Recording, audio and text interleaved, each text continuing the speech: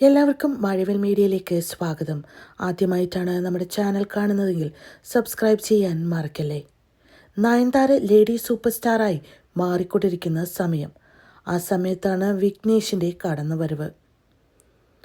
നയൻതാര തൻ്റെ സിനിമയിൽ നായികയാകുമെന്ന് കരുതിയിരുന്നില്ലെന്ന് വിഘ്നേഷ് ശിവൻ തുറന്നു പറയുന്നു. നസ്രിയ നസീം ഉൾപ്പെടെയുള്ള നടിമാരെ ആദ്യം നായികയായി പരിഗണിച്ചിരുന്നുവെന്ന് വിഘ്നേഷ് പറയുന്നു. നയൻതാരയുടെ കഥ പറയുന്ന ധനുഷ് സാർ ഒരു ദിവസം പറഞ്ഞു. കഥ പറയാം, പക്ഷെ അവർക്ക് നമ്മളുടെ കഥ കേൾക്കുമോ ഇഷ്ടപ്പെടുമോ എന്ന് ചിന്തിച്ചു. ഞാനും എൻ്റെ സഹസംവിധായകനും ഓട്ടോയിൽ താജ് ഹോട്ടലിൽ പോയി.